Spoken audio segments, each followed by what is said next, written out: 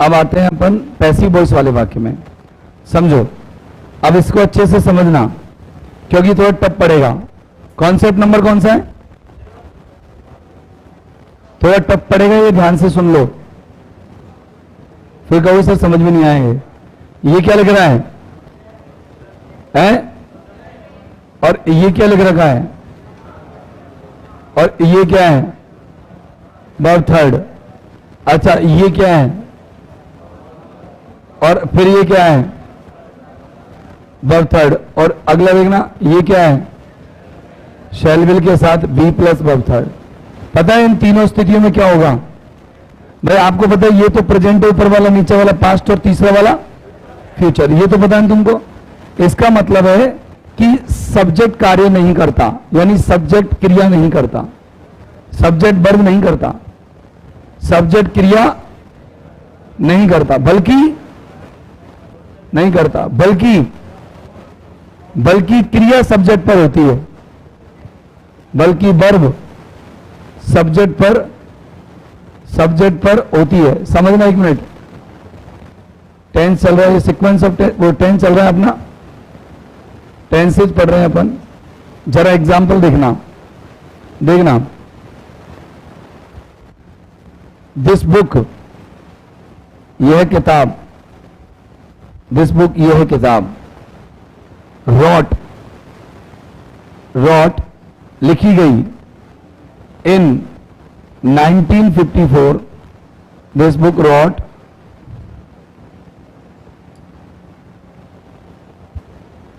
कुछ बैठा तो नहीं इसमें मक्खी मच्छर?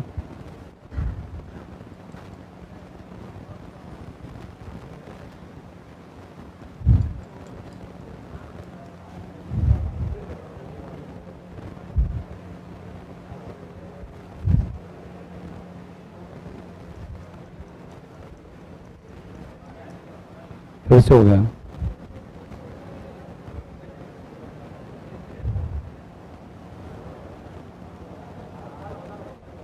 देखो,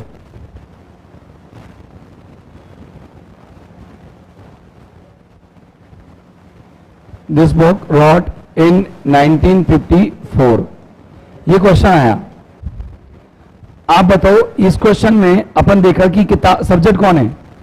यह है पुस्तक, और क्रिया कौन सी है? रॉट क्रिया की कौन सी फॉर्म है? क्योंकि आपको ये तो पता ही है कि तीन फॉर्म कौन कौन सी होती है। एक होती है राइट, दूसरी होती है रॉट, और तीसरी होती है रिटन। राइट, रॉट, रिटन होती है कि नहीं होती? यस और नो? अच्छा, होती है। तो अब ये बताओ जरा कि क्या किताब खुद को लिख सकती है? नहीं लिख सकती। टेंस पास्ट दे रखा है, अब इसमें अंडरलाइन कर दिया इन्होंने। और आप ये देखो, आपको पहला ऑप्शन दिया इज राइटिंग, पहला ऑप्शन क्या दिया? Is writing. बी ऑप्शन दिया वॉज रिटन, सी ऑप्शन दिया इज रिटन, और डी ऑप्शन दिया विल बी रिटन। पहले दिमाग लगाओ, आंसर बाद में। इसकी जगह क्या आएगा? अगर मैं आपसे कहूं कि सर एक बात बताओ कि 1954 का समय सेंटेंस को कहां ले गया, तो पहली बात तो ऑप्शन पास्ट के ही होंगे, और कोई से टेंस के ऑप्शन नहीं होंगे। बोल, पास्ट के कौन कौन से ऑप्शन है? जल्दी बोल। केवल बी ऑप्शन है, तो आंसर यही आएगा। और सर ये भी तो पास्ट का ही है, लेकिन इसका मतलब तो किताब ने लिखा, और इसका मतलब है किताब लिखी गई। तो बताओ, किताब खुद लिखी जाएगी या मतलब किताब खुद लिखेगी या लिखी जाएगी? तो अपन का आंसर कौन सा आएगा? अच्छा, एक और एग्जांपल है, बताना इसमें। Tea makes of milk. अब इसकी जगह क्या आएगा? Option a made, option b is made, option c was made, और option d no correction required. बताओ, इसमें सब्जेक्ट कौन है और क्रिया खाएं में क्या सब्जेक्ट यानी कि चाय क्रिया बनाने की कर सकती है? चाय खुद बना सकती है? नहीं, एक्टिव वॉइस नहीं है, यानी कि एक्टिव वॉइस का ऑप्शन गलत हो गया, यानी ये वाला ऑप्शन गलत हो गया। अब बताओ, अब पैसिव ये मेड, मेड का मतलब सेकंड फॉर्म, यानी चाय ने अब भी बनाई, चाय ने पास्ट में बनाई। अब भाई मेक से तो कब बना रही चाय? प्रेजेंट में, और मेड से चाय बनाएगी पास्ट में। ये तो आपको पता है कि मेक, मेड, मेड, ये क्रिया की कौन सी फॉर्म होती है?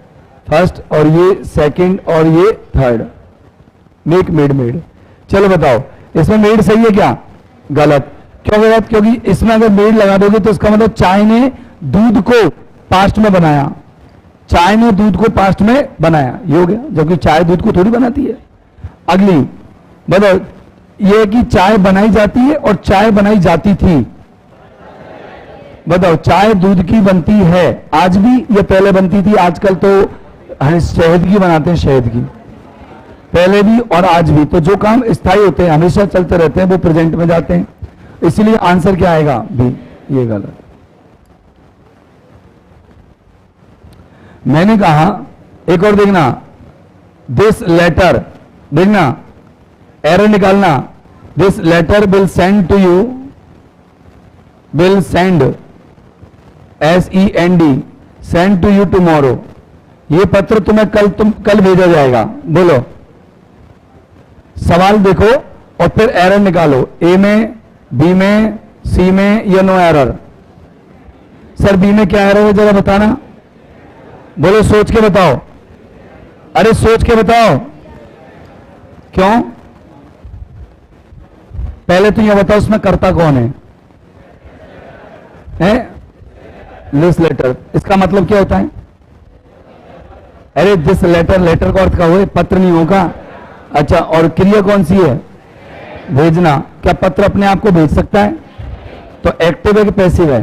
पैसिव। जब कर्ता क्रिया ना कर सके, जब कर्ता की औकात नहीं है क्या करने की? एक्टिविटी करने की, वर्ब करने की, तो अपन को सेंटेंस किस में बनाना है? अच्छा बताइए, ये वाला सेंटेंस पैसिव में बनेगा। बोल, बिल प्लस वर्ब की फर्स्ट फॉर्म एक्टिव होती है या पैसिव होती है? एक्टिव। तो पैसिव क्या होगी? Bill be sent. अरे देखो ना, बी लिखाया तो है यार, shall be, will be plus verb की। अब बता यहां पर क्या करना है? Be sent. सर ये आपने ना बाज सेंट क्यों नहीं किया? बाज सेंट क्योंकि टुमारो आ रहा है। टुमारो ने सेंटेंस को कहां ले लिया? फ्यूचर में। कहां ले लिया? अच्छा देखो, एक मिनट, इस सेंटेंस को बताओ। English teaches at Cosmos classes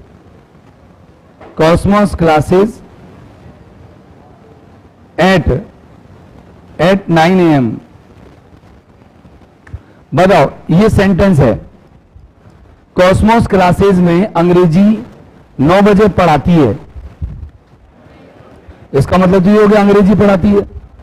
बोलो हुआ कि नहीं हुआ? अगर वर्ब फर्स्ट में ऐसे यस लग रही है, इसका मतलब कर्ता क्या कर रहा है? क्रिया, और वो भी स्थायी करता है। बोलो सही बात है, अंग्रेजी 9 बजे चलती है तो स्थायी काम है कि नहीं? ऐसे थोड़ी पहले चलती थी, अब नहीं चलती, अब भी चलती है। तो ये तो हो गया प्रेजेंट इंडेफिनिट, तो सही है। लेकिन प्रेजेंट इंडेफिनिट में यही आएगा क्या? नहीं सर, अंग्रेजी पढ़ाती नहीं है बल्कि अंग्रेजी, तो पैसिव बनेगा, और प्रेजेंट इंडेफिनिट का पैसिव होगा इज टॉट। क्या होगा? क्योंकि टीच सेकंड फॉर्म टॉट और third form taught. Teach, taught, taught, catch, caught, caught, CAUGHT, catch, caught, caught, CAUGHT। Fight, FIGHT, fight, fought, fought, fight, fought, fought, FOUGHT। Think, thought, thought, think, आगे thought, और आगे thought, THOUGHT। और bring, brought, brought, bring, brought, BROUGHT। और तीसरी form भी same है, और इसमें buy, bought, bot, by, bot, ये तीसरी फॉर्म भी सेम है। और सीक, सॉट, सॉट, ये तीसरी फॉर्म भी क्या है? सेम है। सीख मानी तलाशना। बोलो कौन से शब्द का अर्थ नहीं आता तुम पे? कैच यानी फाइट यानी, थिंक यानी, टीच यानी, पढ़ाना, ब्रिंग यानी, बाई यानी, और सीख मानी। कोई दिक्कत है? अच्छा, अपन ने इज टॉट क्यों किया जरा बताओ? क्योंकि कर्ता इस क्रिया को नहीं कर सकता।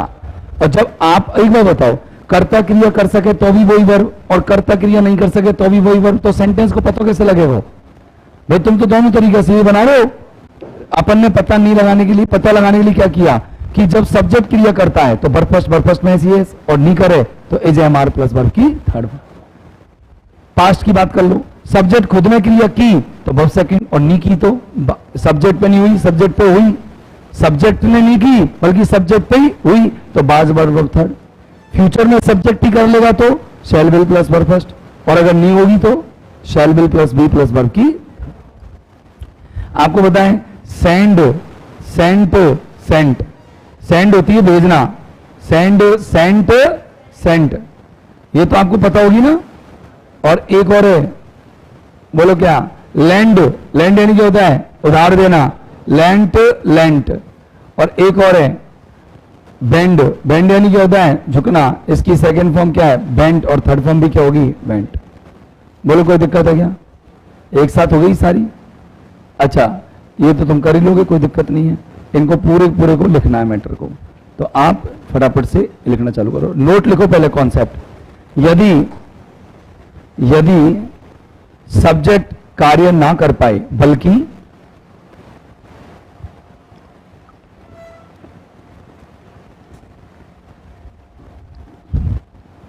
यदि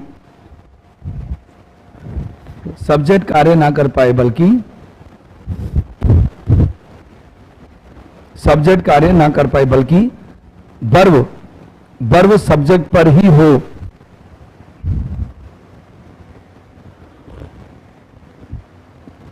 तो वह सेंटेंस पैसिव वॉइस का कहलाता है। वह सेंटेंस पैसिव वॉइस का कहलाता है।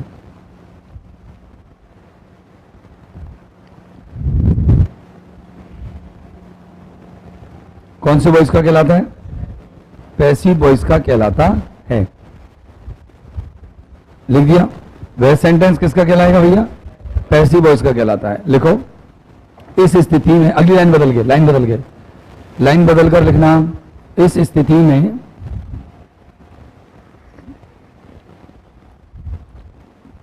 प्रेजेंट, पास्ट एवं फ्यूचर के,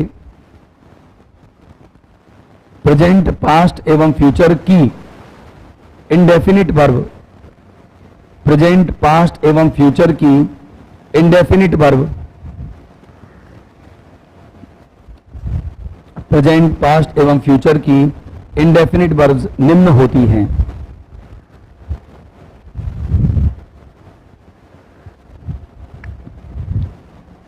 प्रेजेंट, पास्ट एवं फ्यूचर की इंडेफिनिट वर्ब्स निम्न होती है। पूरी लाइन एक बार पढ़ के देखना, समझ में आ रही कि नहीं आ रही क्या लिखा है मैंने?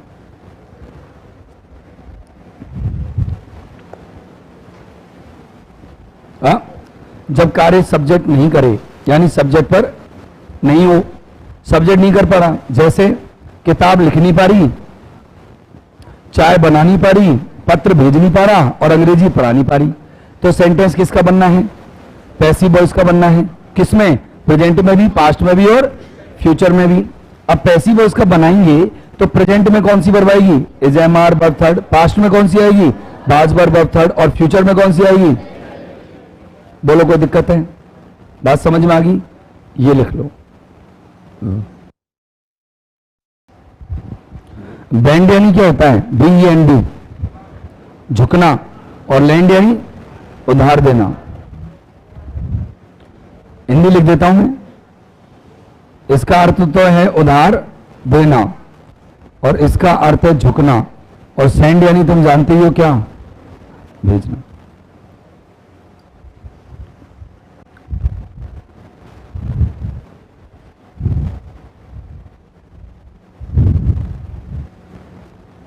हो गया या रह रहा है?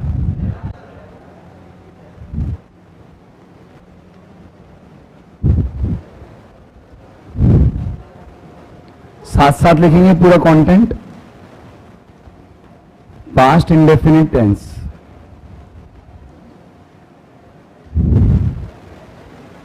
लिखेंगे। पहला पॉइंट है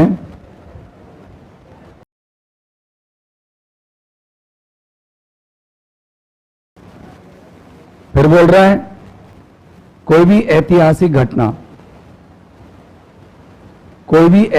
घटना यानी कि कोई भी हिस्टोरिकल इंसिडेंट, कोई भी हिस्टोरिकल हिस्ट्री से बना है, और इंसिडेंट या इवेंट दोनों का मतलब घटना होता है। चाहे इंसिडेंट कह दूं मैं, चाहे इवेंट कह दूं, दोनों का मतलब घटना होता है। दूसरी, कोई अचानक घटित घटना,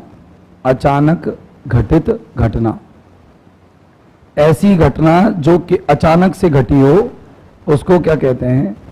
सडन, SUDDEN, सडन यानी अचानक, और घटित घटने को अपन बोलते हैं हैपनिंग। तो ये हो गया सडन हैपनिंग। साथ ही लिखते हुए चलना है, रुकना नहीं है। ये ऐतिहासिक घटना, अचानक घटित घटना, और तीसरा वंस अकर्ड या एक बार घटित घटना, एक ही बार घटित घटना पास्ट इंडेफिनिट टेंस में जाती है। वंस अकर्ड, एक बार घटित जो घटना होती है वो पास्ट इंडेफिनिट टेंस में जाती है।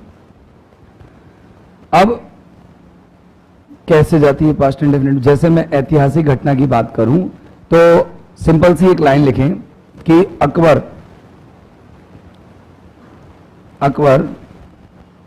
डैश ओवर इंडिया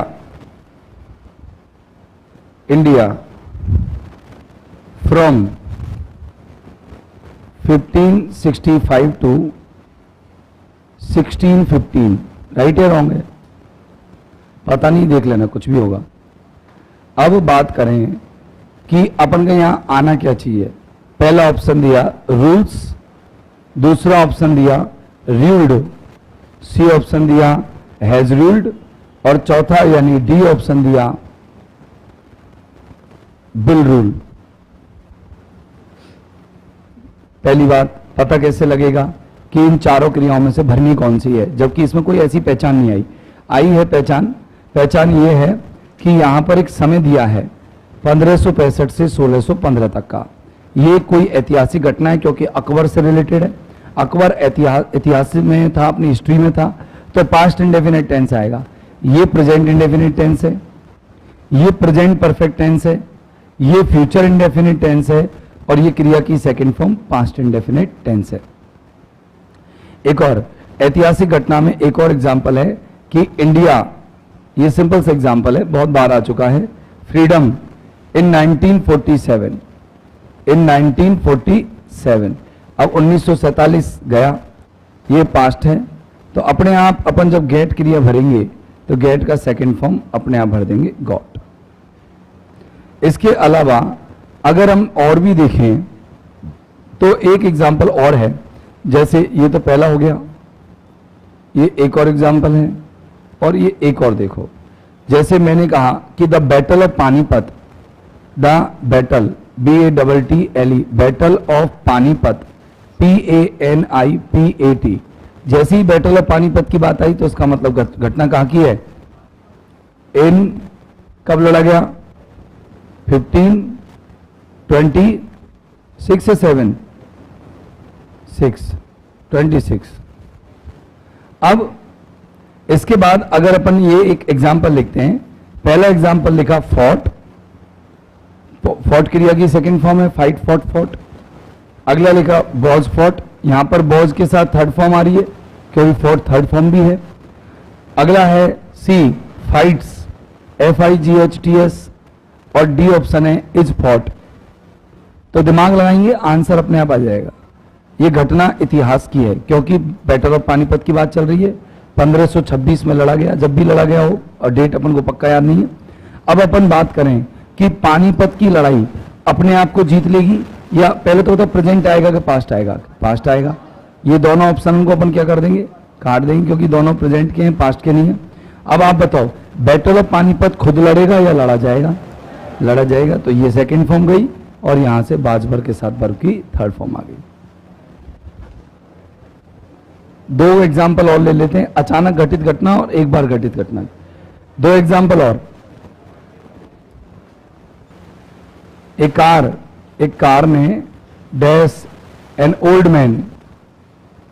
अब आया ऑप्शन देखना, पहला ऑप्शन हैज रन ओवर, एक कार कुचल चुकी है। रन ओवर का मतलब होता है कुचलना।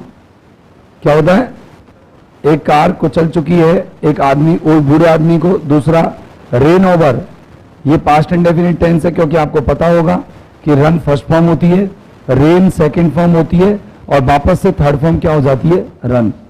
तीसरा option bill run over, bill run over, और चौथा ऑप्शन रन्स ओवर। तो एक बार ध्यान से देखो कि एक कार एक बूढ़े आदमी को, एक कार एक बूढ़े आदमी को रोज कुचलेगी या एक बार कुचला होगा? एक बार कुछ, जो भी घटना एक बार घटेगी वो कौन से में जाएगी? पास्ट इंडेफिनिट में। तो आंसर क्या आएगा? B, reign over.